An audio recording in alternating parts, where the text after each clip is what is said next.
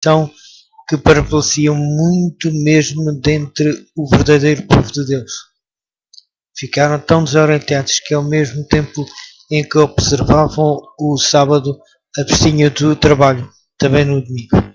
Isto, porém, não satisfazia aos chefes papais.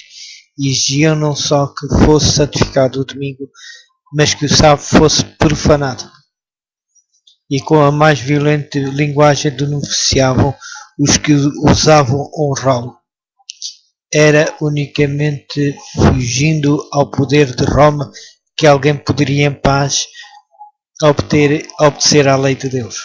Os valdenses foram os primeiros povos dentre os povos da Europa a obter a tradução das Escrituras Sagradas. Centenas de anos antes da Reforma, possuíam a Bíblia em manuscrito na língua materna.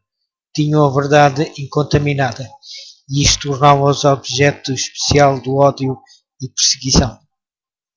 Declaravam ser a Igreja de Roma a Babilónia, apóstata do Apocalipse. E com o perigo de vida erguiam-se para resistir às suas corrupções. Ou presos pela prolongada perseguição, alguns comprometeram a sua fé, cedendo pouco a pouco nos seus princípios distintivos, enquanto outros sustentavam firmemente a verdade. Durante séculos de trevas e apostasia, houve alguns dentre os valdenses que negavam a supremacia de Roma, rejeitavam o culto às imagens como idolatria e guardavam o verdadeiro sábado sob as mais atroces tempestades da oposição. Conservavam a fé, acusados embora pela espada dos saboianos e queimados pela fogueira romana, mantiveram-se sem hesitação ao lado da palavra de Deus e da sua honra.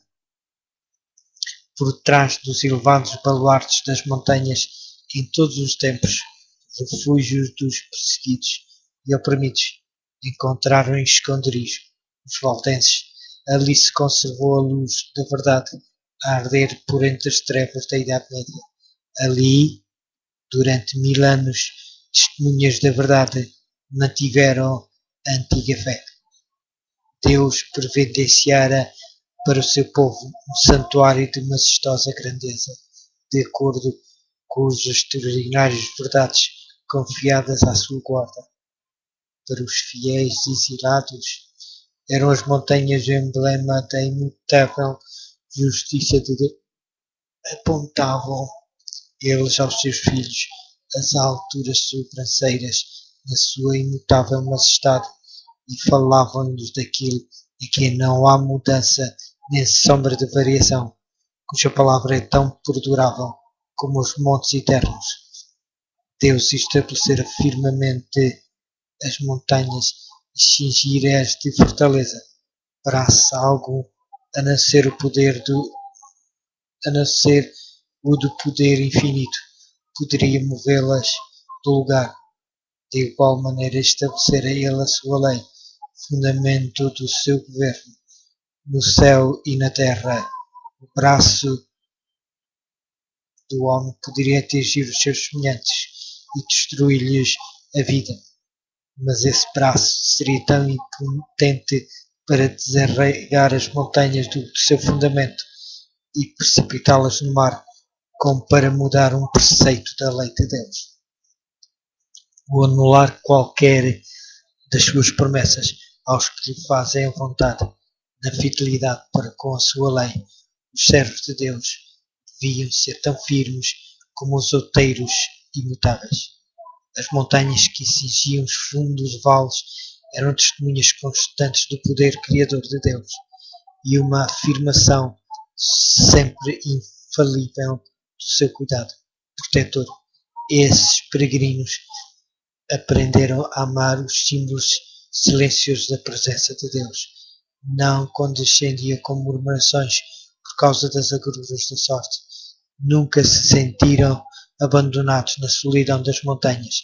Agradeciam a Deus por haver-lhes provido um refúgio contra a ira e crueldade dos homens. regozijavam-se diante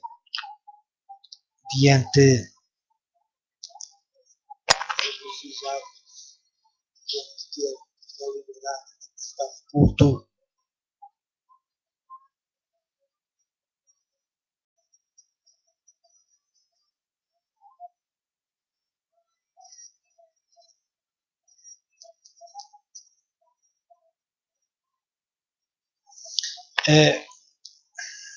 Agradeciam a Deus por haver-lhe provido um refúgio contra a ira e acordá los homens. Regozijavam-se diante dele na liberdade de prestar culto. Muitas vezes, quando perseguidos pelos inimigos, a fortaleza das montanhas provara ser uma defesa segura de muitos rochedos elevados, entoavam eles louvores a Deus, e os seus exércitos de Roma não podiam fazer silenciar os seus cânticos de ações de graça. Pura singeleza e fervorosa era a piedade destes seguidores de Jesus. Os princípios da verdade avaliavam-nos eles acima de casas e terras, amigos, parentes e mesmo da própria vida. Semelhantes princípios ardorosamente procuravam eles gravar no coração dos jovens desde a mais tenra infância. Os jovens eram instruídos nas Escrituras e ensinavam-lhes a considerar santos os requisitos da lei de Deus, sendo raros os exemplos das Sagradas Escrituras. Eram as suas preciosas palavras confiadas à memória. Muitos eram capazes de repetir longas porções, tanto do Velho como no Novo Testamento. Os pensamentos de Deus associavam-se ao sublime cenário da natureza e às humildes bênçãos da vida diária. As criancinhas aprendiam a olhar com gratidão para Deus, como doador de toda a mercê e conforto. Os pais, ternos e afetuosos, como eram tão sabiamente, amavam os filhos, que não permitiam que se habituassem à condescendência própria. Esboçava-se ante eles uma vida de provações e agruras. Talvez a morte de mártir.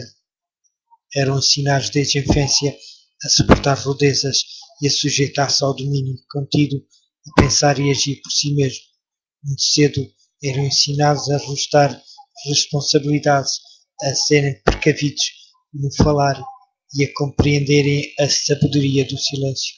Uma palavra indiscreta que deixasse cair no ouvido dos inimigos poderia pôr em perigo não somente a vida do que falava, mas a de centenas dos seus irmãos, pois semelhantes a lobos, à caça da presa, os inimigos da verdade perseguiam os que ousavam reclamar liberdade para a fé religiosa.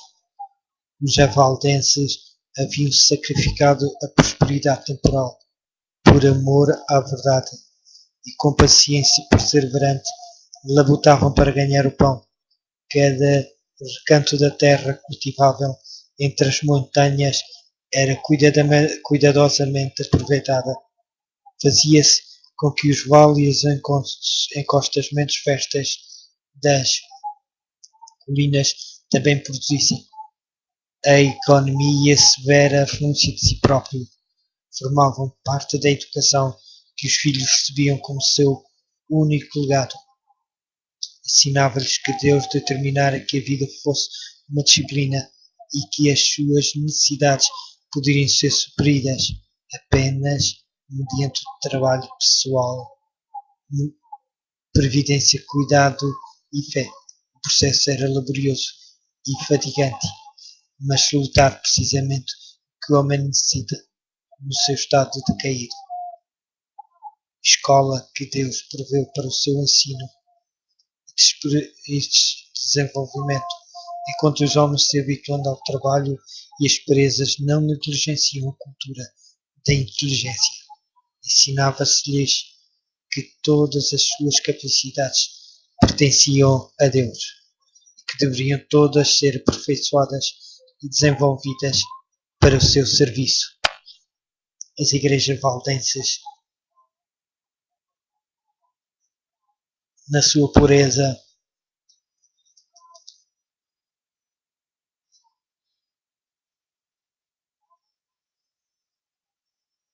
as igrejas valdenses, na sua pureza,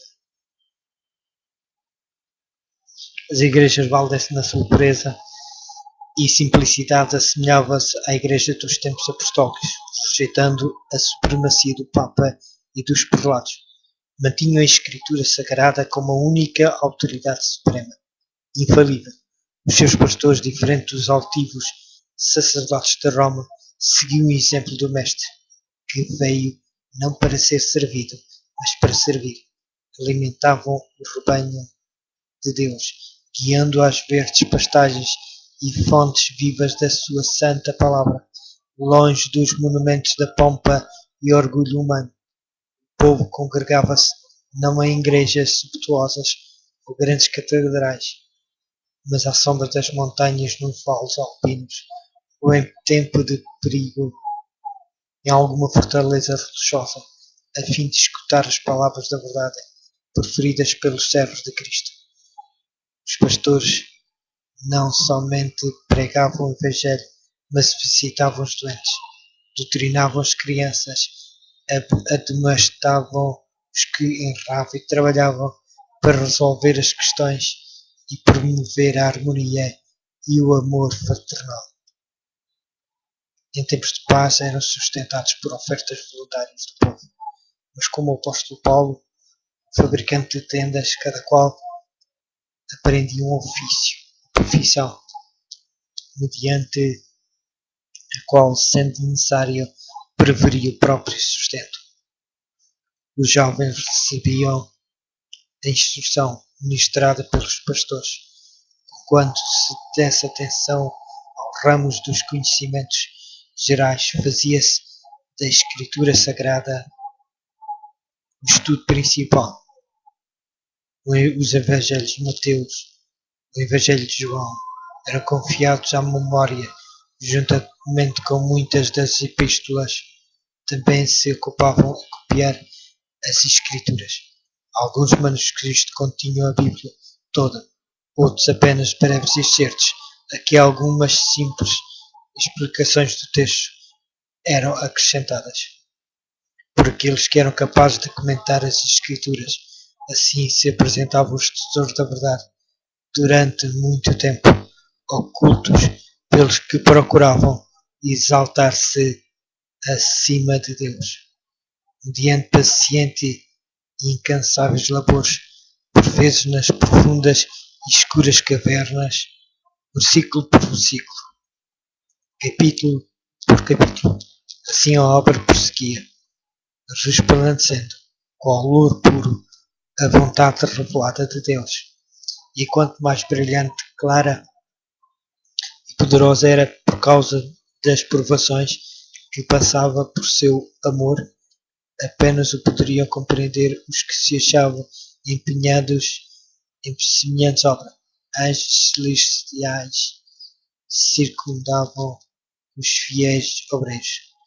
Satanás incitara sacerdotes e prelados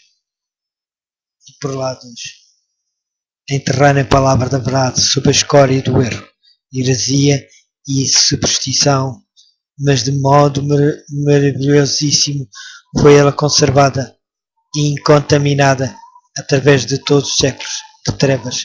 Não trazia o cunho do homem, mas a impressão divina. Os homens têm-se demonstrado incansáveis nos seus esforços para obscurecer o sentido claro e simples das Escrituras e fazê-las contradizerem o seu próprio testemunho. Porém, semelhante à arca sobre as profundas águas encapeladas, a palavra de Deus leva de vencida as borrascas que a ameaçam de destruição, assim como até a mina ricos veios de ouro e prata ocultos por sobre a superfície, de maneira que todos os que desejam descobrir os preciosos depósitos devem cavar assim as Sagradas Escrituras, tendo tesouros de verdade que são revelados unicamente aos ardorosos, humildes e devotos pesquisadores.